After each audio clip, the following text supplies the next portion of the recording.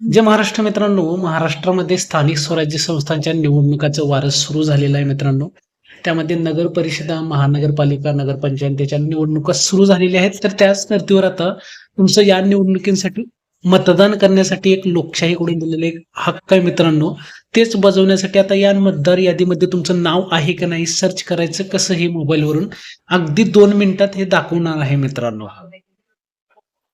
त्यासाठी सर्वप्रथम तुम्हाला गुगलवरती name search in voter list असं टाकायचं आहे. त्यानंतर खाली स्क्रोल केल्यानंतर खाली आल्यानंतर बघू शकता मित्रांनो, इथं 2 नंबरचा जो ऑप्शन दिसत आहे तुमच्या समोर, local self government voter list, या ऑप्शनवरती क्लिक करायचंय तुम्हाला. नवीन वेबसाईट ओपन होईल तुमच्या समोर. आता असं इंटरफेस तुम्हाला समोर दिसणार आहे वेबसाईटवरचं. तर इथं आल्यानंतर तुम्ही बघू शकता 2 प्रकारे तुम्हाला नाव शोधता येणार आहे. एक आहे नावानुसार आणि दुसरा आहे जो मतदान कार्डचा नंबर असतो त्यानुसार. तर आता सांगू इच्छितो तुम्हाला नावानुसार कसं चेक करायचं. तर त्यासाठी सर्वप्रथम तुम्हाला नेम वाईज या ऑप्शनवरती क्लिक करायचं आहे.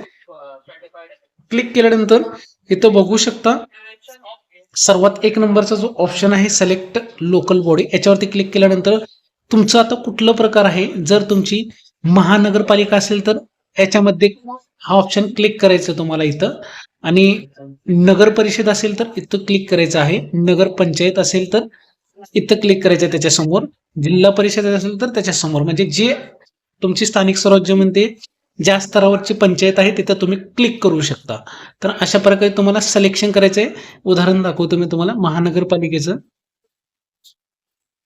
तर इथं क्लिक केल्यानंतर तुम्ही बघू शकता कॉर्पोरेशन मी सिलेक्ट केलेलं आहे. 2 नंबरचं ऑप्शन आहे. डिस्ट्रिक्ट निवडायचं तुम्हाला, कुठल्या जिल्ह्यात राहता तुम्ही. आता मी पुणे जिल्ह्यात राहतो म्हणून पुणे जिल्हा निवडलेला आहे. त्यानंतर असेंब्ली मतदारसंघ निवडायचा आहे. नंबर माहित असेल तर मतदारसंघाचा तो निवडायचा आहे, नाहीतर समोर मतदारसंघाचं नाव सुद्धा दिसत असेल तो निवडायचा आहे. जर नाही असेलच तुम्हाला सापडलं तर मतदान कार्डवरती तुम्हाला मतदारसंघ दिसणार आहे, तिथून सुद्धा तुम्ही बघून इथं सिलेक्ट करू शकता.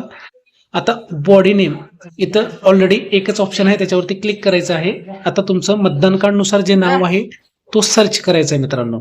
आता इथं बघू शकता नाव आहे तसं टाकायचं आहे. इथं मिडल नेम म्हणजे वडिलांचं नाव टाकायचं आहे, आणि इथं आडनाव टाकायचं आहे. नाव वगैरे टाकल्यानंतर मित्रांनो सर्चचा जो ऑप्शन दिसत आहे तुमच्या समोर, सर्च या ऑप्शनवरती तुम्हाला क्लिक करायचं आहे.